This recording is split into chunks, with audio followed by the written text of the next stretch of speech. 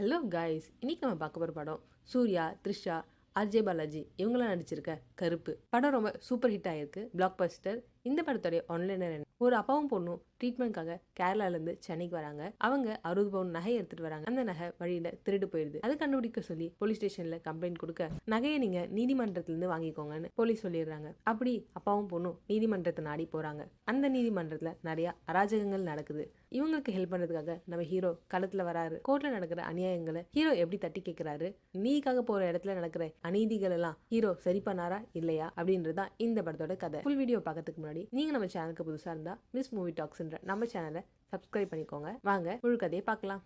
ரொம்ப வருஷத்துக்கு முன்னாடி ஊருக்கு எல்லாம் கருப்பன் கோயில் இருக்கும். அங்க கருப்பன் சாமி மேல மிளகா அரைச்சி பூசி வேண்டிக்கிட்டா கருப்பன் சாமியை இறங்கி வந்து மக்களுடைய பிரச்சனை என்னன்னு கேட்டு தீர்த்து வைப்பாரு அப்படின்னு ஒரு ஐதீகம். இதுதான் கருப்பன் கோயிலுக்கு இருக்கிற வரலாறு. அப்படியே இப்ப இருக்க காலகட்டத்துக்கு வந்தா ஒரு அப்பாவும் பொண்ணும் கேரளால இருந்து சென்னைக்கு ட்ரெயின்ல வந்துட்டு இருக்காங்க. ட்ரெயின் பாதி வயது ரொம்ப நேரமா நிக்குது. சரி, ட்ரெயின் ரொம்ப நேரமா நிக்குது, அங்க ஒரு ஆட்டோ தெரியுது, நம்ம இறங்கி அந்த ஆட்டோல போயிடலாம் அப்படின்ட்டு ட்ரெயினை விட்டு இறங்கி ஆட்டோல போயிடலாம் அப்படின்னு நினைச்சு அந்த அப்பாவும் பொண்ணும் ட்ரெயினை விட்டு இறங்குறாங்க. அப்பாவும் பொண்ணும் இறங்கி ஆட்டோக்காரங்கிட்ட பேரம் பேசிட்டு இருக்க அந்த நேரத்துல யாரோ 2 பேர் முகமூடி போட்டு வந்து அவங்க பேக கொள்ளையடிச்சுட்டு போயிடுறாங்க. அந்த அப்பாவோ எவ்வளவு கத்துறாரு, டேய் கொடுத்துருங்கடா என் பேக, அதுதான் என் வாழ்க்கையே இருக்கு அப்படின்னு எவ்வளவு கத்துனாலும் அந்த திருடர்கள் அந்த பேக திருடிட்டு போயிடுறாங்க. உடனே அந்த அப்பாவும் பொண்ணும் போலீஸ் ஸ்டேஷன்ல போயிட்டு இந்த மாதிரி பேக் திருடு போயிடுச்சுன்னு கம்ப்ளைண்ட் பண்ண, அங்க இருக்க போலீஸோ நீ ஏன் அன்டைம்ல ட்ரெயினை விட்டு இறங்கின, எனக்கு இன்னும் உன் மேலதான் சந்தேகமா இருக்குன்ட்டு அந்த அப்பாவையும் பொண்ணையும் பார்த்து கேட்கறாங்க. அந்த அப்பா சொல்றாரு, என்னோட பேக்ல நான் 60 பவுன் நகை வச்சிருந்தேன். என்னோட பொண்ணுக்கு உடம்பு சரியில்லை, அவளுடைய ட்ரீட்மெண்ட்காக தான் நாங்க சென்னை வந்திருக்கோம். அந்த நகையை வச்சுதான் அவளுக்கு ட்ரீட்மெண்டே பண்ணணும் அப்படின்னு போலீஸ் கிட்ட அப்பா சொல்றாரு. போலீஸும் சரி மெடிக்கல் எமர்ஜென்சின்றதுனால உடனே ஆக்ஷன் எடுத்து ஒரு 10 பேரை கூப்பிட்டு வராங்க. இவங்க தான் சந்தேகப்படுற மாதிரி இருக்காங்க. இந்த 10 பேர்ல யாருன்னு நீங்க தான் சொல்லணும் அப்படின்னு அந்த அப்பா பொண்ணு கிட்ட கேக்குறாங்க. இவங்களால அதை கண்டுபிடிக்க முடியல. கடைசியா போலீஸே அடிச்சு உதச்சி அது யாருன்றத அவங்க வாயாலே சொல்ல வச்சிடறாங்க. திருடின 2 பேரும் அப்ரூவராகி ஒத்துக்கிறாங்க. கடைசியா எப்படியோ ஒரு வழியா திருட்டு போன நகை கிடைச்சிருச்சு. ஆனா அவர் கொண்டு வந்ததோ 60 பவுன் நகை. 60 பவுன் நகை இப்ப கிடைச்சதோ வெறும் 45 பவுன் தான். ஏன் திருடினவன் என்ன அப்படியே வச்சிருப்பான், 15 பவுன் அவன் வித்து செலவு பண்ணிட்டாயா அப்படின்னு போலீஸ் சொல்றாங்க. அவங்க அப்பாவுக்கும் வேற வழி கிடையாது. அட்லீஸ்ட் இந்த நகையாச்சும் கிடைச்சிச்சு, இதை வச்சு நம்ம பொண்ணுடைய மருத்துவ செலவு பார்த்துக்கலாம் அப்படின்னு அவர் நினைச்சு சரி ஓகே என்னுடைய நகையை கொடுங்க அப்படின்னு கேட்கிறாரு. அங்கதான் போலீஸ்காரன் ஒரு பெரிய ட்விஸ்ட் வைக்கிறான். நீமான வந்து நகையை எடுத்துட்டு போனா இது திருட்டு கேஸ், இது உண்மையாவே உன் நகை தானா என்ன எதுவுமே தெரியாம நாங்க எப்படி உங்க கையில கொடுக்க முடியும், இந்த நகையை நாங்க கோர்ட்ல ஒப்படைச்சிடுவோம், கோர்ட்ல கேஸ் நடந்ததுக்கு அப்புறம் தான் உங்க கைக்கு இந்த நகை வந்து சேரும் அப்படின்னு போலீஸ்காரன் சொல்றான். எனக்கு தெரிஞ்ச ஒரு வக்கீல் இருக்காரு, அவர் எல்லாத்தையும் முடிச்சு கொடுத்துருவாரு அப்படின்ட்டு ஒரு விசிட்டிங் கார்டை அந்த அப்பா கையில போலீஸ் கொடுக்குறான். அவர் தான் சென்னை ஹைகோர்ட்டையே கண்ட்ரோல்ல வச்சிருக்கிற பேபி கண்ணன் என்ற ஆர்ஜே பாலாஜி. அவர் தான் இந்த படத்தோட வில்லன். பேபி கண்ணனை பொறுத்த வரைக்கும் அந்த ஹைகோர்ட்ல இருக்க வக்கீல் ஜட்ஜுன்னு எல்லாருக்கும் காசு கொடுத்து கரெக்ட் பண்ணி ரொம்ப வருஷமா அந்த ஹைகோர்ட்டையே இவருடைய கண்ட்ரோல்ல வச்சிருக்காரு. இவர் நினைச்சா தப்பு பண்ணவங்களுக்காக வாதாடி அவங்க தான் சரின்ட்டு தீர்ப்பு கூட வாங்கி கொடுக்க முடியும். அந்த அளவுக்கு அந்த கோர்ட்ல இன்ஃபுளுன்ஸ் இருக்கவர் தான் இந்த பேபி. இந்த பேபியை பொறுத்த வரைக்கும் நீதிமன்றத்துல நீதியை காப்பாத்தாம கட்ட பஞ்சாயத்து பண்ணிட்டு அவர் இஷ்டத்துக்கு ஒரு அரசாங்கத்தையும் உருவாக்கி வச்சிருக்காரு. அந்த பேபி கிட்ட தான் இப்ப அந்த அப்பாவும் பொண்ணும் போறாங்க. போயிட்டு நடந்தது எல்லாத்தையும் சொல்றாங்க. இந்த மாதிரி நகை போலீஸ்காரங்க கிட்ட இருக்கு, அதை எப்படியாச்சும் மீட்டு கொடுங்க அப்படின்னு கேக்குறாங்க. ஒன்னும் பிரச்சனை இல்ல, ஒரு 10,000 கொடுங்க, இந்த கேஸை நான் முடிச்சு கொடுத்துறேன் அப்படின்னு சொல்றாரு பேபி. பொதுவா போலீஸ்காரங்க இந்த மாதிரி நகை கைப்பற்ற உடனே அதை நீதிமன்றத்துல ஒப்படைச்சிடணும். ஆனா இங்கதான் ட்விஸ்ட். இந்த முறை அவங்க அப்படி கொடுக்காம, இந்த முறை அவங்க அப்படி பண்ணாம வாய்தா மேல வாய்தாவா வாங்கிட்டு இருக்காங்க. அங்க போலீஸ்காரங்க இல்ல அது இதுன்னு ஏதோ நொண்டி சாக்கு சொல்லி வாய்தா வாங்கிட்டு இருக்காங்க. நம்ம பேபி நினைச்சா மொதல் அட்டம்ப்ட்லேயே வாங்கி கொடுத்துடலாமே, அவனா அவரு ஏன் இப்படி பண்றாரு அப்படின்னு பார்த்தா மொதல் அட்டம்ப்ட்லேயே வாங்கி கொடுத்துட்டா எப்படி ஈஸியா இருக்குப்பா. சோ வேறும்னே வாய்தா மேல வாய்தாவை வாங்கி ஒரு வாய்தாக்கும் 10,000 பில்லு போடுறாரு இந்த பேபி. அது மட்டும் இல்லாம பிரியாணி ஹாஃப் பாயில் அந்த பேபி டீம் சாப்பிட்ற மொத்தத்துக்குமே இந்த அப்பாவும் பொண்ணு தான் பில் பே பண்ணிட்டு இருக்காங்க. ஒரு கட்டத்துக்கு மேல பில்ல கட்டி சாப்பாடு பில் மட்டுமே 2 லட்சத்தை தாண்டி. இதெல்லாம் அந்த பொண்ணு கனெக்ட் பண்ணி பார்த்துட்டு கண்டிப்பா நமக்கு நகையும் கிடைக்காது, என் உடம்பையும் சரி பண்ண முடியாது, சாகதா போறேன் அப்படின்னு அந்த பொண்ணு புரிஞ்சுக்கிட்டு ரொம்ப ஃபீல் பண்ண ஆரம்பிச்சிருச்சு. அந்த பொண்ணுக்கு கிட்னி ஃபெயிலியர், எவ்வளவு சீக்கிரம் முடியுமோ அவ்வளவு சீக்கிரம் ஆபரேஷன் பண்ணணும், இல்லைன்னா அந்த பொண்ணோட உயிரையே காப்பாற்ற முடியாதுன்னு டாக்டர் சொல்லியிருக்காங்க. கட்டத்துக்கு மேல அந்த பொண்ணுக்கும் அடிக்கடி பிளட் வாமிட் வர ஆரம்பிச்சிருச்சு. அந்த அப்பாவுக்கும் பொண்ணுக்குமே ஒரு கட்டத்துக்கு மேல நம்பிக்கை இல்லாம போயிடுச்சு. ஆனா பேபியோ இங்க எதுக்கும் கவலைப்படாதீங்க, ஆனா பேபியோ இதுதான் கடைசி முறை, கண்டிப்பா இந்த முறையே நான் உங்க நகையை வாங்கி கொடுத்துறேன்னு நம்பிக்கை கொடுக்குறான். அன்னைக்குதான் கடைசி ஹியரிங். போலீஸ்கார நகை எடுத்துட்டு வந்துட்டான், எல்லாருமே ஆஜராயிட்டாங்க. ஸோ கண்டிப்பா இந்த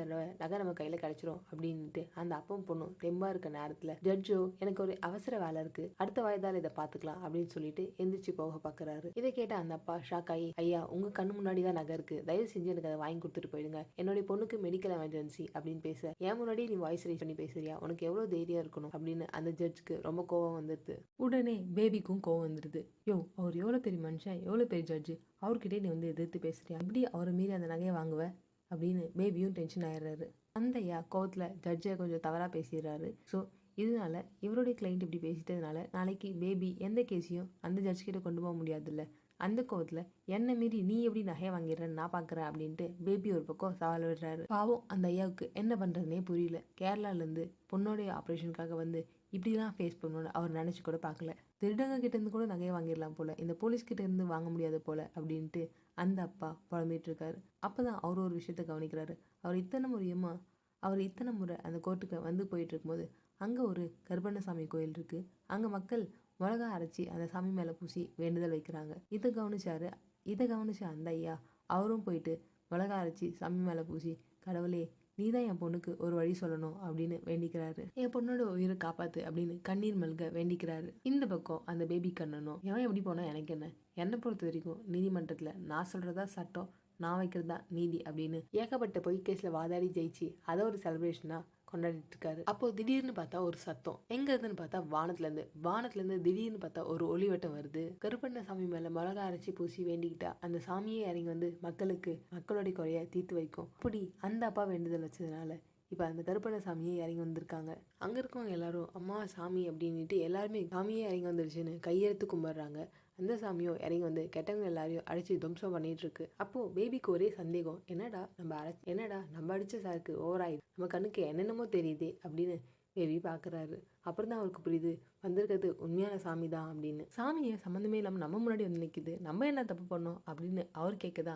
என்ன தப்பு பண்ணியாவா, எல்லா தப்பும் நீ தான் கண்ணா பண்ணியிருக்க, அதனால தான் ஒன்றை தட்டி கேட்க வந்திருக்க அப்படின்னு கருப்பசாமி சொல்ல, என்னை விட பெரிய பெரிய தப்புலாம் எவ்வளோ பேர் பண்ணுறாங்க, அவங்களெல்லாம் விட்டுட்டு என்ன வந்து கேட்குறீங்களே அப்படின்னு பேபி சொல்ல, கருப்பசாமிக்கு இன்னும் கொஞ்சம் கோவம் வருது. ஆமாம் ஒத்துக்கிறேன், நான் பண்ணது தப்பு தான், அதுக்காக நீ எனக்கு கொலை பண்ணா கூடமே எனக்கு அப்புறம் ஏகப்பட்ட பேர் வந்துட்டே தான் இருப்பான். நீ எத்தனை பேர் கொலை பண்ண போற? நீ நிஜமாவே சாமியா இருந்தா நீ நீதிமன்றத்துக்கு வந்து பணம் கொடுக்காம லஞ்சம் கொடுக்காம ஒரு கேஸ் நடத்தி வாதாடி ஜெயிச்சு காமி பார்க்கலாம். அதுக்கப்புறம் நான் ஒத்துக்கிறேன், அதுக்கப்புறம் நான் லஞ்சமே வாங்காம இருக்கேன் அப்படின்னு கருப்புக்கும் பேபிக்கும் நடுவில் ஒரு ஒப்பந்தம் போகுது. மனுஷங்களை சாவடிக்க கூடாது, அவங்களுக்கு உண்மையை புரிய வைக்கணும். நான் வரேன் இதுக்கப்புறம் அப்படின்னு கருப்பு சொல்றாரு. கருப்பை வர வழி மறிக்காதேன்னு என்ட்ரி கொடுக்குறாரு நம்ம சூர்யா. ஆமா, கருப்பன் வேற யாரும் இல்ல, நம்ம சூர்யா தான் கருப்பன். இந்த படத்துல சூர்யா ஒரு சாமியா நடிச்சிருக்காரு. நீதியை காப்பாத்த நீதிமன்றம் வந்திருக்காரு கருப்பு அந்த அப்பாவுக்கு பொண்ணுக்கும் தைரியம் கொடுத்து, நான் இருக்கேன், நீங்க கவலைப்படாதீங்க, இந்த கேஸை நான் முடிச்சு கொடுக்குறேன் அப்படின்ட்டு அந்த கேஸ் ஃபைல் எடுத்துட்டு நீதிமன்றத்துக்கு இப்படி ஒரு கேஸ் இருக்குன்னு நீதிமன்றத்தில் சமர்ப்பிக்கிறதுக்கே ஏகப்பட்ட லஞ்சம் கொடுக்க வேண்டியதா இருக்கு. ஆனா சூர்யா எப்படியோ இந்த கேஸை சமர்ப்பிக்கிறாரு. இந்த கேஸ் ஃபைல ஜட்ஜ் எடுத்து பிரிச்சு படிச்சுட்டு இதுக்கு யார் வாதாட போறீங்கன்னு கேட்க, சூர்யா வந்து நான் தான் வாதாட போறேன்னு நிக்கிறாரு. பின்னாடியே வேற 3 பேர் வந்து இந்த கேஸை நாங்க தான் வாதாடுறோம் வந்து நிக்கிறாங்க. இதை பார்த்து கன்ஃபியூஸ் ஆன ஜட்ஜோ, இந்த கேஸை யார் வாதாட போறீங்கன்னு நீங்க உங்களுக்குள்ள பேசி முடிவு பண்ணுங்க அப்படின்ட்டு அன்னைக்கு வாய்தா ஒத்துறாரு. அப்புறம் தான் சூர்யாவுக்கு புரியுது இது எல்லாமே அந்த பேபி கண்ணனோட வேலை அப்படின்னு. உன்னால எந்த கேஸையுமே லஞ்சம் கொடுக்காம ஜெயிக்க முடியாது அப்படின்னு அவர் விட்ட சவால்ல ஜெயிக்கிறதுக்காக இப்படி ஒரு வேலையை அவர் பண்ணியிருக்காரு. அப்புறம் தான் யாரா இது நீதிமன்றத்துக்கு புதுசா இருக்காங்க, வந்த நாளே பல்பெல்லாம் வாங்குறாங்கன்ட்டு கருப்பண்ணசாமியை ஹீரோயின் த்ரிஷா பாக்குறாங்க. த்ரிஷாவும் கருப்பு கிட்ட போயிட்டு, நீங்க என்னதான் இந்த கேஸ் எடுத்து நடத்தினாலும் உங்களால ஜெயிக்க முடியாது, இங்க எல்லாமே பேபி கண்ணனோட கையில தான் இருக்கு, கேஸை யார் வாங்கணும், எந்த கேஸை யார் நடத்தணும், யார் ஜெயிக்கணும்ன்ற முதற்கொண்டு எல்லாமே அவர் கண்ட்ரோல்ல தான் இருக்கு அப்படின்னு சொல்றாங்க. இந்த கேஸ்ல வாதாடுற யாரெல்லாம் எக்ஸ்ட்ரா ஆஜரானாங்களோ அந்த 3 பேரை நீங்க போய் பாருங்க அப்படின்னு த்ரிஷா சொல்லி அவங்கள பார்க்க போறாரு கருப்பு போய் அவங்க கிட்ட கெஞ்சுறாரு, நீங்க வந்து இந்த கேஸ்ல இருந்து விலகிடுங்க, நான் இந்த கேஸை வந்து நடத்துறேன் அப்படின்ட்டு. ஆனா யாருமே அந்த கேஸ் விட்டு விலக மாட்டாங்க, ஏன்னா அவங்க லஞ்சத்தை எதிர்பார்க்கறாங்க. ஆனா கருப்பு லஞ்சம் கொடுக்காம இந்த கேஸ்ல ஜெயிப்பேன்னு சொல்லியிருக்காருல்ல, சோ லஞ்சம் கொடுக்காம என்ன பண்றதுன்னு பாக்குறாரு. ஒரு கட்டத்துல நான் யாரு தெரியுமா, எனக்கு இன்னொரு பேர் இருக்கு தெரியுமா அப்படின்னு கருப்பு அவருடைய சுயரூபத்தை காமிக்கிறாரு. ஆனா இந்த விஷயம் யாருக்குமே தெரியல, ஏன்னா எல்லாருமே ஃப்ரீஸ் ஆயிட்டாங்க. த்ரிஷாக்கு மட்டும் கருப்பு புரிய வைக்கிறாரு, நான் வந்திருக்கிறது சாமி அப்படின்னு. இப்போ பேபி கண்ணனுக்கு புரியுது வந்திருக்கிறது சாமி, அவங்க மேஜிக்லாம் பண்ணி இந்த கேஸை ஜெயிக்கலாம் பாக்குறாங்கன்ட்டு. உடனே அவரு கருப்பு கிட்ட போயிட்டு, நீங்க இப்ப போதி தர்மர் மாதிரி மேஜிக்லாம் பண்ணி அந்த 3 பேருடைய மண்டையை கலவுறீங்க. நீங்கள் எந்த பவர்ஸுமே யூஸ் பண்ணக்கூடாது, எந்த பவர்ஸுமே யூஸ் பண்ணாமல் லஞ்சம் கொடுக்காம இந்த கேஸை ஜெயிக்கணும் அப்படின்னு சொல்கிறாரு. அப்புறம் தான் இந்த நீதிமன்றத்தில் என்னென்ன பிரச்சனைலாம் இருக்குது, என்னென்ன நடக்குதுன்னு த்ரிஷா எல்லாத்தையும் கருப்பு கிட்ட எடுத்து சொல்கிறாங்க. அந்த நீதிமன்றத்தில் ஏதாவது ஒரு கேஸ் வருதுன்னா அந்த கேஸோடைய நிலைமை என்ன, அந்த கேஸோடைய தரம் என்ன, அதுக்கு வருமானம் என்ன, எவ்வளோ வரைக்கும் அந்த கேஸ்லேருந்து அடிக்க முடியும்னு எல்லாத்தையுமே பேபி கண்ணன் தான் கால்குலேட் பண்ணுவார். அதை கால்குலேட் பண்ணி அதுக்கு யார் யார் எந்தெந்த கேஸை ஹேண்டில் பண்ணணும்னு இவர் தான் பிரித்து கொடுக்குறாரு. இப்போ கூட நீதிமன்றத்தில் ஒரு பெரிய கேஸ் ஒன்று போயிட்டுருக்கு. எம்எல்ஏ ஒருத்தர் அவர்கிட்ட வேலை பார்க்குற பிஏ கிட்ட தப்பாக நடந்துக்க ட்ரை பண்ணியிருக்காரு. அந்த லேடியோ எம்எல்ஏ மேலே கோர்ட்டில் கேஸ் கொடுத்துருக்காங்க. அந்த கேஸ் எடுத்து நடத்துறது ஆனால் எதிரில் இருக்க அந்த அவங்களுக்கே தெரியாது. பேபி டீமில் இருக்க ஒருத்தவன் தான் இவங்களுக்காக அந்த கேஸை வாதாடுறான்ட்டு. எப்படியுமே இந்த கேஸில் அந்த எம்எல்ஏக்கு ஃபேவராக தான் பேபி பண்ண போகிறான். அந்த அம்மாவுக்கு நீதி கிடைக்க போகிறதும் இல்லை. ஸோ இந்த கேஸை பொறுத்த வரைக்கும் ஜெயிக்கிறவனும் பேபி ஆள் தான், தோக்குறவனும் பேபி ஆள் தான். இப்படி இங்கே நடக்கிற விஷயத்தை எல்லாமே த்ரிஷா கருப்பு கிட்ட சொல்லிட்டு இருக்காங்க. இதுக்கப்புறம் தான் சூர்யாவும் நான் யாருன்னு காமிக்கிறேன், கருப்பன் இஸ் பேக் அப்படின்னு அங்கே நடக்கிற எல்லா பிரச்சனையும் சூர்யா நோட் பண்ண ஆரம்பிக்கிறாரு. ஒரு கட்டத்தில் கருப்பு அந்த அப்பா பொண்ணு கிட்ட போயிட்டு கவலைப்படாதீங்க, அடுத்த ஹியரிங்கில் கண்டிப்பாக உங்கள் நகையை நான் உங்ககிட்ட வாங்கி கொடுத்துட்றேன் அப்படின்னு வாக்கு கொடுக்குறாரு. ஆனாலும் அந்த பொண்ணுக்கு நம்பிக்கையே இல்லை. ஏன்னா எடுத்துகிட்டு வந்த 60 பவுனில் இப்போ 45 பவுன் தான் இருக்குது. அதுவும் கைக்கு சேருமான்ட்டு ரொம்ப டவுட் தான் அப்படின்னு அவங்க நம்பிக்கை இல்லாமல் தான் இருக்காங்க. இதுக்கு நடுவில் அவங்களுக்கு அந்த பில்லு இந்த பில்லு சாப்பாடுன்ட்டு 3 லட்சம் ரூபாய்க்கு தண்ட செலவு பண்ணியிருக்கோம். இதெல்லாம் பார்க்கும்போது இதுவே எங்களுக்கு பெரிய நஷ்டம். ஸோ எங்களை விட்டுருங்க சார், நாங்கள் போயிடுறோன்ட்டு அந்த பொண்ணு சொல்கிறாங்க. இதான் கேட்டு கருப்பு ரொம்ப எமோஷனலாக ஆகிடுறாரு. எதுக்கும் கவலைப்படாத, கண்டிப்பாக அடுத்த ஹியரிங்கில் நான் பார்த்துக்கிறேன் அப்படின்னு அடுத்த ஹியரிங்கும் வருது. அடுத்த ஹியரிங்லேயே எல்லாத்தையும் எக்ஸ்பிளைன் பண்ணிட்டு எல்லா நகையும் நீங்கள் ஒப்படைச்சாக்கணும், தட்ஸ் ஆல் அப்படின்ட்டு கருப்பு சொல்கிறாரு. இது கேட்ட நீதிபதிக்கோ கொஞ்சம் டென்ஷன் ஆயிடுது. கருப்பு பேசுனதை கேட்டு நம்ம ஜட்ஜுக்கோ கொஞ்சம் கோவம் வந்துடுது. என்கிட்டே நீ திமிரா பேசுறியா, இங்கே நீ ஜட்ஜா நான் ஜட்ஜா, இந்த நீதிமன்றத்தில் நான் தான் கடவுள் அப்படின்னு கடவுளை பார்த்தே ஜட்ஜு சொல்கிறாரு. கருப்போ பொண்ணோட வாழ்க்கைன்றதுக்காக சரின்னு அமைதியாக இருக்காரு. ஆனாலுமே நீதிபதிக்கு சுத்தமாக கருணையே கிடையாது. நகையை ஒப்படைக்கிறதுக்கு ஏகப்பட்ட ரூல்ஸ் இருக்குது. முதல்ல இந்த நகை இவங்களுக்கு தானான்னு செக் பண்ணணும். இவங்க ஏதாவது திருட்டங்க எடுத்துகிட்டு இவங்க கிளைம் பண்ணால் நான் என்ன பண்ணுறது? இன்னொரு பக்கம் அந்த பொண்ணை பார்த்தியா, அந்த பொண்ணு நீதிமன்றத்துக்கு வரும்போது அந்த பொண்ணோட ட்ரெஸ் கோட பார்த்தியா, நீதிமன்றத்துக்கு வரும்போது ஒரு ஆடை முறைன்னு ஒன்று இருக்குது. அந்த பொண்ணோட ட்ரெஸ்ஸிங் சென்ஸே எனக்கு பிடிக்கல அப்படின்னு அந்த பொண்ணு கேவலமாக பேசுகிறாரு அந்த நீதிபதி. உடனே அந்த பொண்ணுக்கு கோவம் என்னை எப்படி நீங்கள் இப்படிலாம் பேசலாம், நான் கொடுத்த கேஸுக்கு நீங்கள் எங்களுக்கு நகையை திரும்ப கொடுங்க அப்படின்னு கேட்குறாங்க. இதை கேட்ட நீதிபதிக்கு கோவம் வந்துடுது. நீ என்ன எதிர்த்து பேசுறியா அப்படி உடனே ஒரு நாள் ஃபுல்லா நீ ஜெயிலுக்குள்ள இரு அப்படின்னு அவங்களுக்கு தண்டனை வழங்கிடுறாரு. அந்த பொண்ணு ஒரு நாள் முழுக்க ஜெயில இருக்கு. நம்ம கருப்புசாமியால எதுவுமே பண்ண முடியல. ஏற்கனவே அந்த பொண்ணுக்கு உடம்பு சரியில்லை. ஜெயிலுக்குள்ளே அந்த பொண்ணுக்கு பிளட் வாமிட் உடம்பு ரொம்ப இன்னும் சீரியஸ் ஆயிடுது. அங்கிருந்து ஸ்ட்ரெயிட்டா ஹாஸ்பிட்டல் கூட்டு போயிட்டு அவசரமா சிகிச்சை கொடுத்துட்டு இருக்கும் போதுதான் கருப்புசாமி அவசரமா ஜட்ஜை போய் மீட் பண்ணி அந்த பொண்ணுடைய நிலைமை ரொம்ப சீரியஸா இருக்கு சார், தயவு செஞ்சு நகையை கொடுத்துருங்க அப்படின்னு மேல்முறையெல்லாம் பண்ணி ஒரு வழியா கருப்புசாமி நியாயப்படி ஒரு பைசா லஞ்சம் கொடுக்காம அந்த கேஸை ஜெயிச்சிடறாரு. நகையையும் மீட்டுறாரு. அதை எடுத்துட்டு போயிட்டு அந்த பெரியவர் கையிலே திரும்ப கொடுக்குறாரு.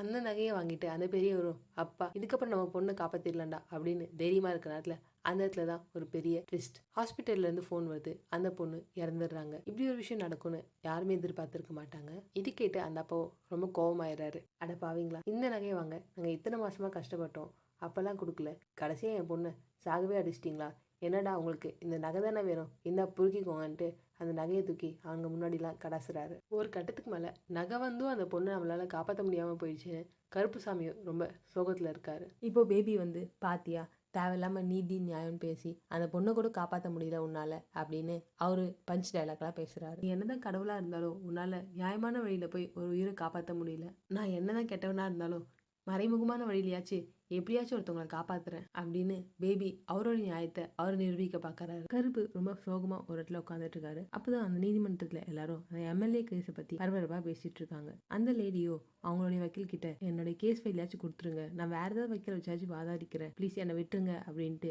கெஞ்சிட்டு இருக்காங்க. அந்த வக்கீலோ நீ யாரை வச்சு வேணா கூட வாதாடிக்கோ, ஆனா என்கிட்ட இருந்து இந்த கேஸை நீ வாங்கிட்ட, வேற யாராவது தேடுறேன்னு தெரிஞ்சா யாரும் அந்த கேஸை வாங்க மாட்டாங்க, நீ ஒரு வக்கீல கூப்பிட்டு வா, நான் அந்த கேஸ் ஃபைலை தாராளமா கொடுத்துட்டு போயிட்டே இருக்கேன் அப்படின்னு சொல்றாங்க. ஏன் அப்படின்னா பேபிகரனோட கேஸ் அப்படின்னு தெரிஞ்சிச்சுன்னா வேற யாருமே வாங்க மாட்டாங்க. அப்படி யாராச்சும் வாங்கினாங்கன்னா அவங்களுக்கு இது கையை அப்படி அந்த வக்கீலாச்சும் அந்த கேஸை ஹேண்டில் பண்ணலாம் அப்படின்னு நினைச்சாருன்னா அவங்களுடைய கையை வெட்டிடுவாங்க. ஸோ அதுக்கு பயந்து யாருமே பேபிகரனோட கேஸை வாங்க மாட்டாங்க. இது நம்ம கருப்புசாமிக்கு தெரிய வருது. இதாண்ட சான்ஸ், நம்ம எப்படியாச்சும் நீதியை நிலைநாட்டுறதுக்கு இதை யூஸ் பண்ணிக்கணும் அப்படின்னு நினைக்கிறாரு. அந்த வக்கீல் கிட்ட போயிட்டு நான் இந்த கேஸ் எடுத்துக்கிறேன் அப்படின்னு அவர் அந்த கேஸ் கிட்ட எடுக்கிறாரு. உனக்கு எவ்வளவு தைரியம் தான் நீ இந்த கேஸ் எடுப்ப அப்படின்னு அவருக்கு இருக்க ஒரு ஃபைட். உடனே நம்ம கருப்புக்கும் கருப்பண்ணசாமி அவதாரம் எடுத்து என்ன தைரியம் தான் நீங்க இப்படிதான் பண்ணுவீங்கன்னு எல்லாரையும் விரட்டி விரட்டி அடிக்கிறாரு. ஒரு கட்டத்துல நான் உனக்கு நீதி வாங்கி கொடுக்குறேமா அப்படின்னு அந்த எம்எல்ஏ கேஸ்ல பாதிக்கப்பட்ட பொண்ணுக்கு டைரி கொடுக்குறாரு நம்ம கருப்பு. இங்கதான் இன்டர்வலுக்கு அப்புறம் நம்ம கருப்புசாமி அந்த எம்எல்ஏக்கு எதிரான கேஸ் எடுத்து வாதாட ஆரம்பிக்கிறாரு. இங்கதான் த்ரிஷா கருப்புசாமிக்கு பதில் வாதாடுறாங்க.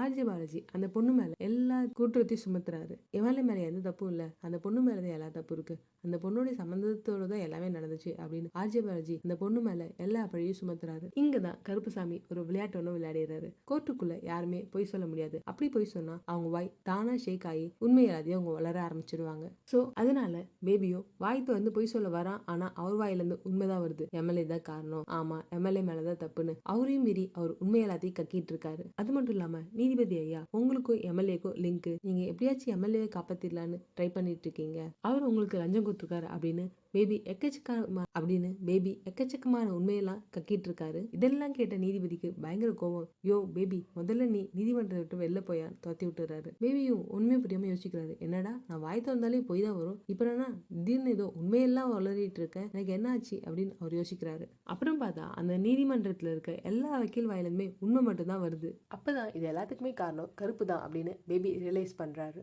ஒரு கட்டத்துல பேபி நீதிமன்றத்தை பத்தி எல்லாத்தையும் புட்டு வச்சதுனால நீதிமன்றத்து மேலே யாரோ கேஸ போட்டாங்க. அதனால தமிழ்நாடு அரசும் ஆக்ஷன் எடுக்க ரெடியா. இப்பதான் நீதிபதிக்கு பேபி கண்ணன் மேல பயங்கரமான கோவம் வருது. இதுக்கெல்லாம் காரணம் அந்த பேபி தான், அந்த பேபியை நான் சும்மா விட மாட்டேன், அவனை எப்படியாச்சும் கொலை பண்ணியே தீர்வேன்ட்டு அதனால லாரி வச்சு பேபியை கொட்டுறதுக்கு ஆள் அனுப்பிச்சிடுறாரு. அந்த ஆளுங்களோ பேபி போயிட்டு இருந்த காரை வந்து ஆக்சிடென்ட் பண்ணிடுறாங்க. அந்த கார்ல இருந்து பேபி கீழே வந்து விழுந்ததுமே இறங்கி வந்து கொலை பண்ண ட்ரை பண்றாங்க. கிட்ட வந்ததுமே ஐயோ சார் நீங்களா, உங்களுக்கு எப்படி ஆயிடுச்சா அப்படின்னு பேசுறாங்க. கொஞ்ச நேரத்துல பார்த்தா அந்த ஆளுங்களே யோ இவன் தான் நம்ம கொலை பண்ண வந்த ஆளு, இவனை முதல்ல கொல்லுங்கடா அப்படின்னு ஆக்ரோஷமா பேசுறாங்க. இதெல்லாம் பார்த்து பேபிக்கு ஒண்ணுமே புரியல. என்னடா இவங்க பாசமா பேசுறாங்க, திடீர்னு கோபமா பேசுறாங்களேன்னு ஒண்ணும் புரியாம குழம்பி நிக்கிறாரு பேபி. இப்பதான் இந்த ஊரோட எல்லை இங்க இருந்து முடியுதுன்ற போர்டை நம்ம பேபி பாக்குறாரு. அப்ப கருப்பணசாமி ஒரு எல்லை சாமி. அப்ப எல்லை சாமியை பொறுத்த வரைக்கும் அந்த குறிப்பிட்ட ஒரு எல்லை வரைக்கும் தான் அந்த சாமியோட சக்தி இருக்கும். இந்த விஷயத்த நம்ம பேபி நோட் பண்றாரு. உடனே அந்த 3 பேரையும் எல்லைக்குள்ள கூட்டு வந்து அங்க நடந்த எல்லாத்தையுமே வீடியோ ரெக்கார்ட் பண்ணி இது எல்லாமே நான் பண்ணல, எனக்குள்ள இறங்கி இருக்க சாமி தான் பண்ணிருக்குன்ட்டு வீடியோ எவிடன்ஸ் எடுத்து நீதிபதி கிட்ட சப்மிட் பண்றாரு. நீதிபதியோ என்னால சாமி கூட சண்டை போட முடியாது, நான் வேற கோர்ட்டுக்கு டிரான்ஸ்பர் ஆயிடுறேன், நீங்களே இந்த கோர்ட்டுல மாஞ்சுக்கோங்கன்னு சொல்லி அவர் ஒரு ஐடியா கொடுக்குறாரு. ஆனா நம்ம பேபிக்கு இது சுத்தமா பிடிக்கல. ஏன்னா வேற ஒரு நீதிமன்றத்துக்கு போனா அங்க போய் மறுபடியும் முதல்ல இருந்து ஃபர்ஸ்ட்ல இருந்து ஆரம்பிச்சு இவருடைய கண்ட்ரோலுக்கு அந்த நீதிமன்றத்துக்கு கொண்டு வரதுக்கு பல வருஷம் ஆயிடும். சோ அதெல்லாம் ரொம்ப கஷ்டம். அதுக்கு பதில் இந்த பிரச்சனைலாம் சால்வ் பண்றதுக்கு ஒரே ஒரு வழிதான் இருக்கு. அது என்ன வழினா இந்த நீதிமன்றத்தை இந்த கருப்பண்ண சாமியோட எல்லையில இருந்து வேற ஒரு இடத்துக்கு மாத்தணும். இந்த நீதிமன்றம் கட்டி 150 வருஷம் ஆகுது. சோ எப்ப வேணா இந்த நீதிமன்றம் இடிஞ்சு விழலாம். இதை ஒரு காரணமா வச்சு நம்ம பேபிகண்ணன் என்ன பண்றாருன்னா எல்லா வக்கீலையும் ஒன்று திரட்டி இந்த நீதிமன்றத்தை இடம் மாத்தணும்னு போராட்டம் பண்றாரு. அது மட்டும் இல்லாம நீதிபதியை போட்டு தள்ளிட்டு மேல இருந்து ஒரு கல் விழுந்துச்சு, அதனால நீதிபதி செத்துட்டாருன்னு இவரே நீதிபதி கொலை பண்ணிட்டு இப்படி ஒரு கதையை ரெடி பண்ணி ஒரு வழியா கோர்ட்டு கேஸ்ன்னு அப்ளை பண்ணி போராட்டம் பண்ணி ஒரு வழியா நீதிமன்றத்தை வேற ஒரு இடத்துக்கு இடம் மாத்திடுறாரு. உடனே நம்ம கருப்பண்ணசாமியும் இந்த எல்லையில இருந்து வேற எல்லைக்கு போனதுனால என்னோட சக்தி போயிடுச்சுன்னு அவரும் ஏத்துக்கிறாரு. ஆனாலுமே எல்லா வக்கீலுக்கும் தெரியுது நம்ம போய் பேசினா கருப்பண்ணசாமி வந்து நம்ம கொலை பண்ணுவாருன்னு எல்லாருக்குமே பயம் இருக்கு. அந்த எம்எல்ஏயோட கேஸும் மறுபடியும் ஹியரிங்க்கு வருது. வேற ஒரு நீதிபதி உட்காந்து தீர்ப்பு சொல்றாரு. அப்போ பேபியோ அந்த நீதிபதியை கரெக்ட் பண்றதுக்கு பணம் கொடுக்க ட்ரை பண்றாரு. நம்ம த்ரிஷாவை வந்து அவர் என்னங்க உங்களுக்கு பணம் எல்லாம் கொடுக்கறது, நான் வேற ஒண்ணு கொடுத்துருக்கேன் அப்படின்ட்டு கருப்பண்ணசாமி பேரை சொல்லி ஹிண்ட் கொடுத்து பயமுறுத்துறாங்க. உடனே அந்த நீதிபதிக்கு பயம் வந்து நீதிபதியும் அந்த எம்எல்ஏ மேலதான் தப்பு இருக்கு, அந்த எம்எல்ஏ தான் அந்த அம்மா கிட்ட தவறா நடந்திருக்க ட்ரை பண்ணிருக்காரு, அதுக்காக நான் அவனுக்கு 3 வருஷம் கடுங்காவல் தண்டனை கொடுக்குறேன் அப்படின்னு தீர்ப்பு வழங்கிடுறாரு. பேபிக்கு பயங்கர ஷாக்கு. அடைச்ச நம்ம அதில் தோத்துட்டோமே அப்படின்னு. உடனே பேபி ஒரு முடிவு பண்றாரு. அங்க இருக்க எல்லா வக்கீலுமே வச்சு நம்ம ஒரு பிரச்சனை பண்ணணும் அப்படின்னு நினைக்கிறாரு. ஆனா எல்லா வக்கீலுமே கருப்பண்ணசாமிக்கு பயப்படுறாங்க, போய் சொல்ல தயங்குறாங்க. பேபிக்கோ இது சுத்தமா பிடிக்கல. அவர் கஷ்டப்பட்டு உருவாக்கி வச்சிருந்த சாம்ராஜ்யத்தை எங்கிருந்தோ வந்து ஒரு சாமி திடீர்னு இப்படி தகுதிப்படி ஆக்கலாம், அதனால ஏத்துக்க முடியுமா? இது எதுவுமே ஏத்துக்க முடியாத ஆர்ஜே பாலாஜி அவனுடைய அடியாளுங்கள் எல்லாம் கூப்பிட்டு போயிட்டு நான் அந்த நீதிபதி அந்த வக்கீல் எல்லாரையுமே கொலை பண்ண போறேன் அப்படின்னு போறாரு. இந்த விஷயம் கருப்பண்ணசாமிக்கு தெரிய வந்ததும் என் மக்களை நான் தாண்டா காப்பாத்துவேன்னு சாமியா வந்து இறங்கி மக்களை காப்பாத்துறாரு. இந்த உலகத்தை படிச்சது நான் தான், நான் எழுதுறதுதான் சட்டம் அப்படின்னு சாமி ஒரு பக்கம் சொல்ல இந்த அப்படியே ஒரு கட்டத்துல கருப்பண்ணசாமிக்கும் ஆர்ஜி பாலாஜிக்கும் பயங்கரமான சண்டை. நீதிக்கு மேல சரி வர மாட்டேன் ராஜா, நான் எவ்வளவு சொல்லி நீ கேட்கல அப்படின்ட்டு கொடுவா எடுத்து ஆர்ஜி பாலாஜியோட தலையை வெட்டி கையில குத்துறாரு. இதுக்கப்புறம் யாராச்சும் சட்டம் என் கையிலன்ட்டு லஞ்சத்தை கொடுத்தாலோ இல்ல பொய்யா ஏதாச்சும் கேஸ் நடத்த ட்ரை பண்ணாலோ அவங்களுக்கும் இதே நிலைமை தான். கருப்பண்ணசாமி வந்து என்னன்னு கேள்வி கேப்பண்டா ஒரு அகோர கருப்பண்ணசாமியா மாறி அவதாரம் எடுத்து மக்களுக்கு எல்லாம் காட்சி கொடுக்குறாரு. ஒரு கமர்ஷியல் படத்தை ஒரு சாமி படமா மாத்தி மிகப்பெரிய ட்விஸ்ட் கொடுக்குறாரு இந்த டைரக்டர். இதெல்லாம் நடந்ததுக்கு அப்புறம் அந்த நீதிமன்றத்துல யாருமே பொய் சொல்றது கிடையாது, லஞ்சம் கொடுக்கறது கிடையாது, எல்லா கேஸுமே நியாயமா எழுதி நடத்துறாங்க. இதனால எல்லா குற்றங்களும் குறையுது. சோ இதுக்கப்புறமாச்சு கருப்பண்ணசாமிக்கு ஒரு எண்டை போடுவாங்கன்னு பார்த்தா எனக்கு எண்டே கிடையாதுடா அப்படின்னு நீதிமன்றத்துல இருந்து சட்டமன்றத்துக்கு போயிட்டாரு நம்ம கருப்பண்ணசாமி. சட்டமன்றத்துக்கு போய் நான் சட்டத்தை காப்பாத்த போறேன்னு கருப்பண்ணசாமி அங்க ஒரு என்ட்ரி. இப்படிதான் பார்ட் 2க்கு லீட் கொடுத்து இந்த படத்தை முடிச்சிருக்காங்க. இந்த வீடியோ உங்களுக்கு பிடிச்சிருந்தா லைக் கிளிக் பண்ணுங்க. அது கீழே டைப் பண்ண ஒரு ஆப்ஷன் இருக்கும், அதை கிளிக் பண்ணீங்கன்னா நம்மளோட வீடியோ வெகுஜன மக்களை சென்றடையறதுக்கு உதவியா இருக்கும். தேங்க்ஸ் ஃபார் வாட்சிங்.